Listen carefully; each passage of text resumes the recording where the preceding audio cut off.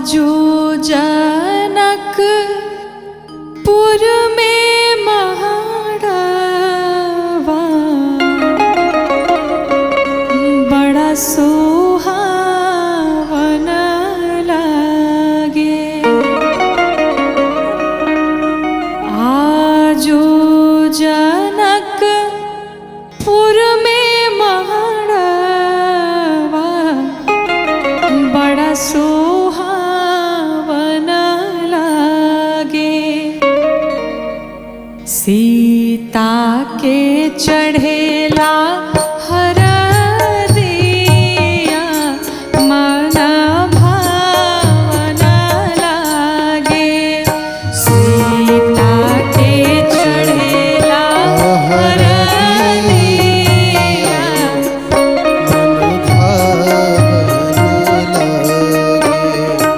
आजो जनकपुर में महाड़वा बड़ा सुहावन लागे। आजो जनकपुर में महाड़वा बड़ा सुहावन मैया के चढ़ेला हरदिया मन भावन लागे। मैया के चढ़ेला हरदिया मन भावन लागे।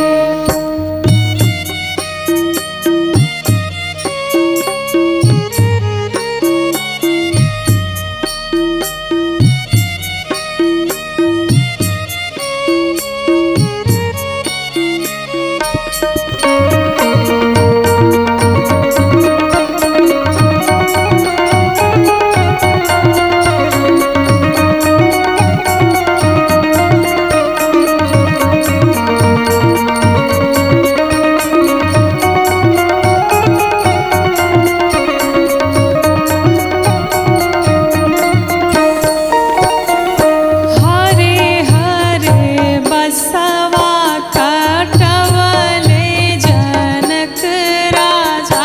हरे हरे बसवा कटवले जनक राजा। मन में सुनना माई के बाजेला आनंद बाजा। मन में सुनना माई के बाजेला आनंद बाजा। शोर भैले सगरी महलिया मन भावन लागे। शोर भैले सगरी महलिया मन भावन लागे। सीता के चढ़ेला हरदिया मन भावन लागे। सीता के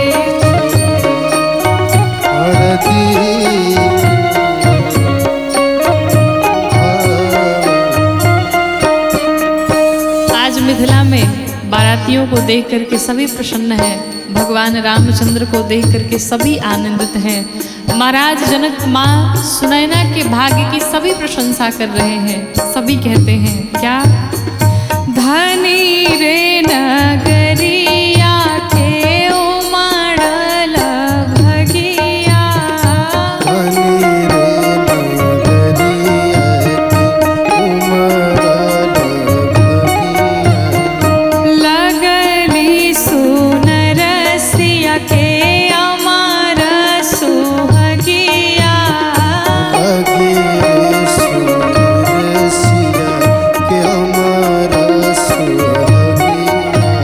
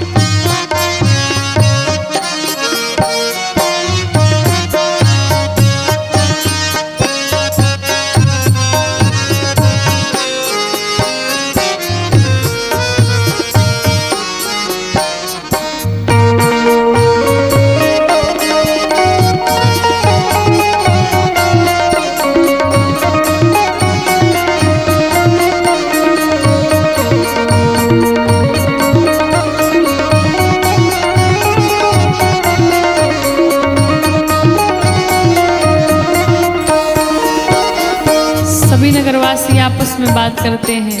महाराज जनक की लाडली सियाजू की विदाई जब महाराज जनक और माँ सुनैना करेंगे उस समय क्या स्थिति होगी। कहते हैं आँखी के पुतरिया जे भेजी है नगरिया, आँखी के पुतरिया जे भेजी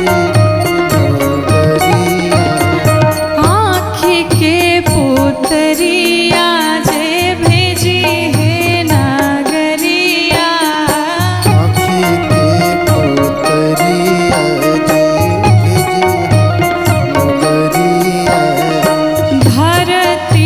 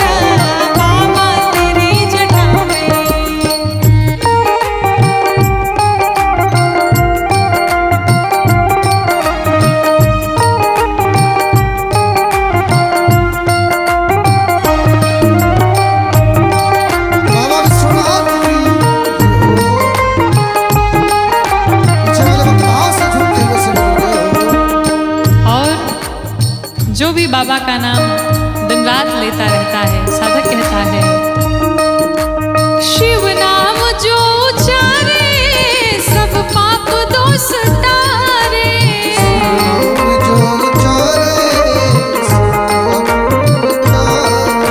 शिव नाम जो उचारे सब पाप दोष तारे।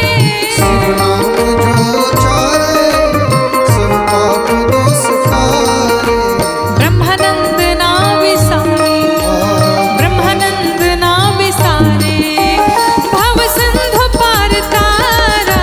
ब्रह्मानंद नाम विसारे, भव सिंधु पार तारा। बाबा तेरी जटा में बहती है गंगाधारा। बाबा तेरी जटा में बहती है गंगाधारा। बाबा तेरी जटा में बहती है गंगाधारा। बाबा तेरी जटा में।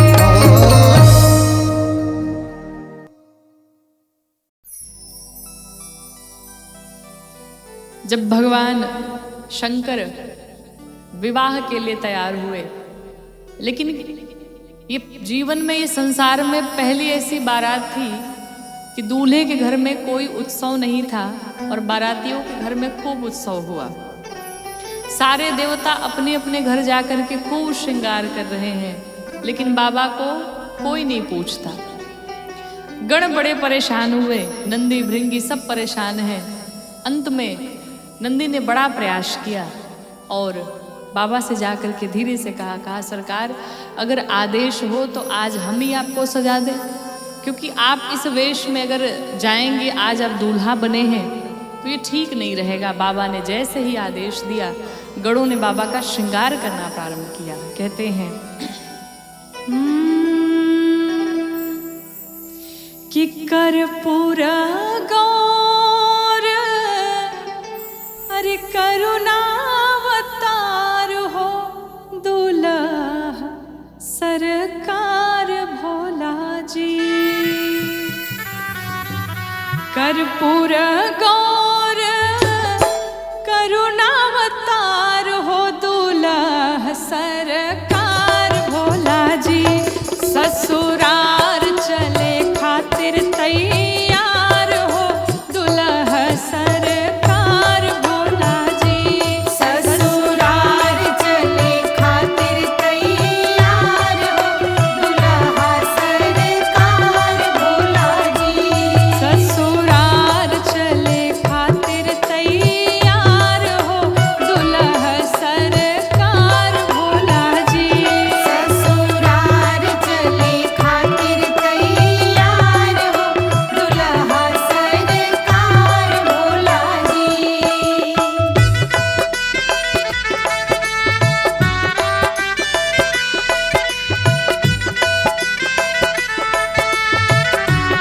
बोलो शंकर भगवान की। ससुराल चले खातिर तैयार हो दूल्हा सरकार भोला जी।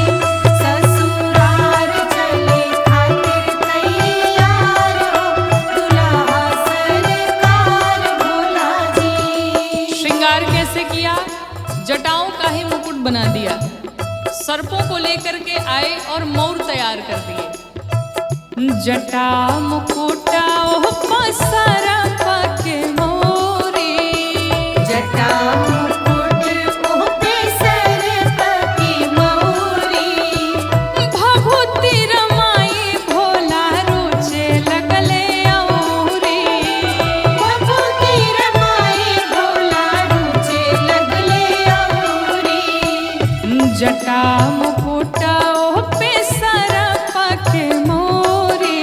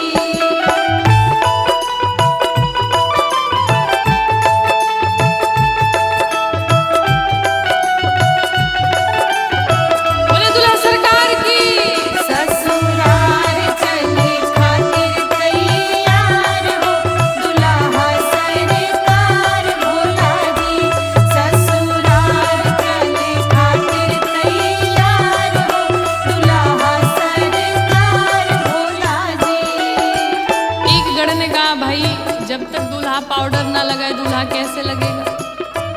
एक गण गया, दौड़ा भागा, शमशान में पहुंचा और 20-25 बाल्टी भस्म लेकर के आया और बाबा के पूरे शरीर में पोत डाला। छोटे छोटे सर्पों का ही बाबा ने कुंडल धारण किया, कंगन धारण किया, बाजूबंद धारण किए, बासुकी नाथ को यज्ञोपवीत बना करके पहनाया।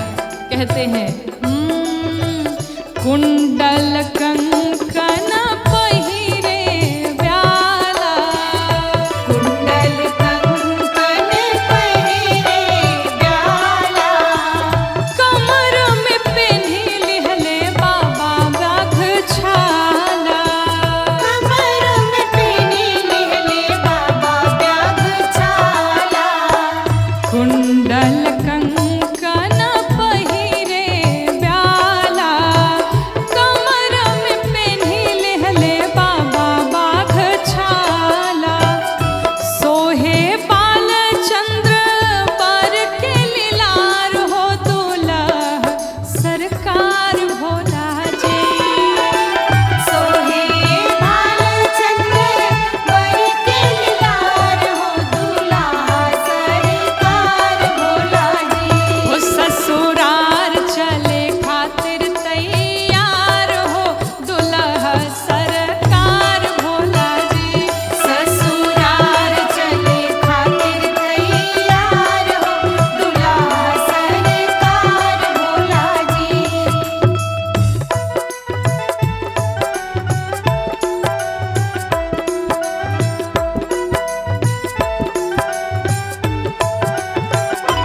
ससुरार चले खातिर तैयार हो दूल्हा सरकार भोला जी। ससुरार चले खातिर तैयार हो दूल्हा सरकार भोला जी। 3 बाबा के नेत्र यज्ञोपवीत बाबा ने धारण किया और बैल पर सवार होकर के बाबा बैठ गए। कहते हैं 3 नयना जनेऊ बाबू जंग के, 3 नयन जनेऊ बाबू जंग के, डमरी त्रिशूल या तरंग माथे गंग के, कमर त्रिशूल तरंग माथे गंग के। हाँ 3 नयना जनेऊ बाबू जंग के, डमरू त्रिशूल या तरंग माथे गंग के, वर बसहा बैल पर सवार हो दूल्हा सरकार भोला जी। बल बस हो बैल पर सवार हो दूल्हा सरकार भोला जी। ससुरार चले खातिर तैयार हो दूल्हा सरकार भोला जी। ससुरार चले खातिर तैयार हो दूल्हा सरकार भोला जी।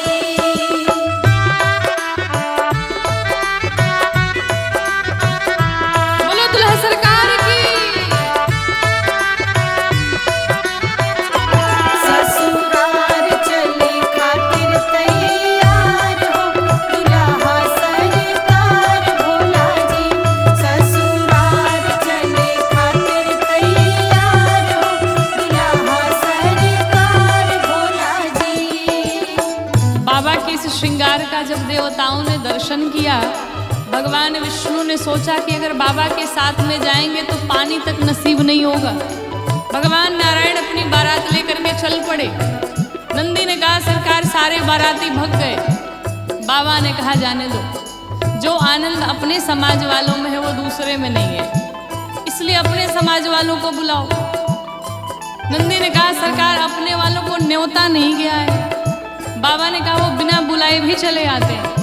अब हम लोग के घर में जब विवाह पड़ता है तो दुर्गा मैया के नाम से कार्ड जाता है, भोले बाबा के नाम से कार्ड जाता है। कोई ऐसा भी है क्या जो लिखे कार्ड में है भूत महाराज, है चुड़ैल माई, हमारे घर विवाह है, सब परिवार चले आना। जैसे ही नंदी ने श्रृंगी टेरा, जैसे ही हर हर महादेव का नारा लगाया, देश दुनिया के, भारत के नहीं इंटरनेशनल भूत पहुंच गए। बाबा ने देखा, बाबा अपनी टोली को देख करके प्रसन्न हो गए। कहते हैं भूत प्रेत चले बरियात बाजे बाजा। भूत प्रेत चले बरियात बाजे बाजा। गौरी बियाहन चले भूतावन के राजा। गौरी बियाहन चले भूतवन के राजा। भूत प्रेत चले बरियात बाजे बाजा। गौरी बियाहन चले भूतावन के राजा। शिकारी कन्या पक्ष करे इंतजार हो दूल्हा सरकार भोला जी। शिकारी कन्या पक्ष करे इंतजार हो दूल्हा सरकार भोला जी। ससुराल चले खातिर तैयार हो दूल्हा सरकार भोला जी। ससुराल चले खातिर तैयार हो दूल्हा सरकार भोला जी। ससुराल चले खातिर तैयार हो दूल्हा सरकार भोला जी। ससुराल चले खातिर तैयार हो दूल्हा सरकार भोला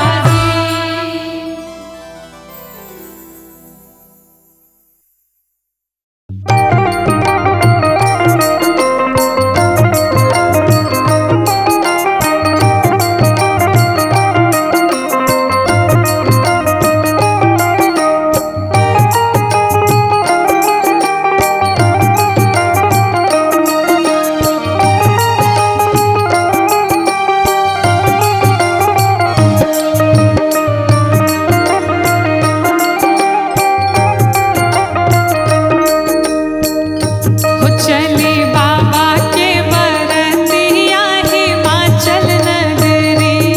चले बाबा के बरतिया हिमाचल नगरी।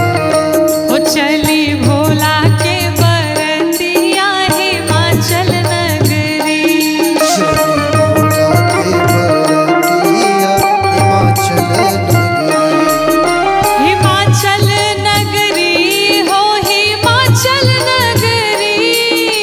हिमाचल नगरी हाँ हिमाचल नगरी। हिमाचल नगरी हो हिमाचल नगरी। हिमाचल नगरी हाँ हिमाचल नगरी। हो चली बाबा के बरतिया हिमाचल नगरी। चली बाबा के बरतिया हिमाचल नगरी।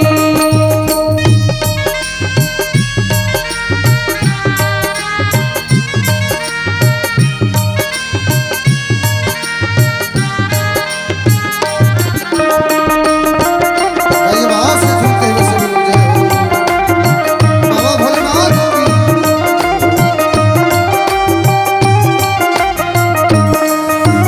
जोगी का है रूप बनाए अद्भुत है श्रृंगार।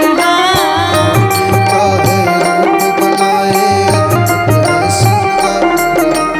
जोगी का है रूप बनाए अद्भुत है श्रृंगार। का है रूप बनाए अद्भुत है श्रृंगार। हाथ में उनके त्रिशूल साजे। हाथ में उनके त्रिशूल साजे। गल सर्पों के हार। अरे गल सर्पों के हार। बाजे हो बाजे डमरू डिम डिम डिमिया हिमाचल नगरी। हो बाजे डमरू डिम डिम डिमिया हिमाचल नगरी।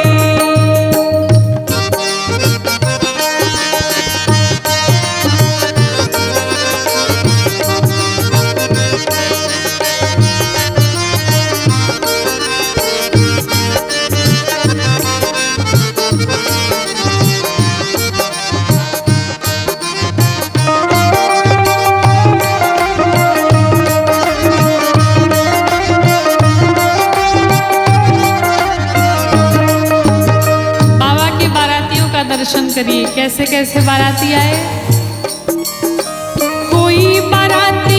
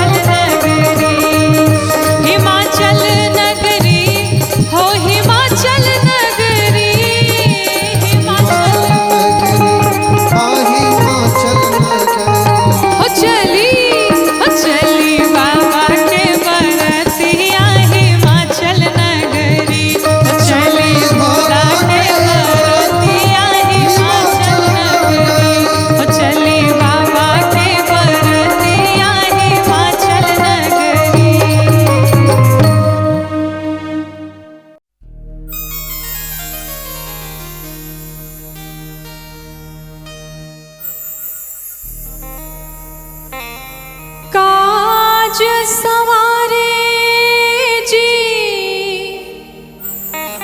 भगतन के भोले बाबा, काज सवारे जी भगतन के भोले बाबा, रखवाले मतवाले,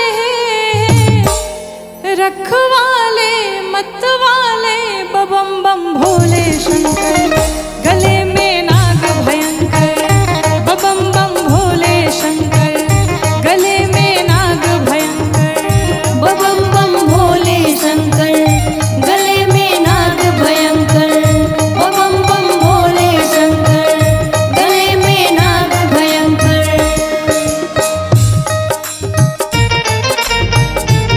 बोलो शंकर भगवान की जय।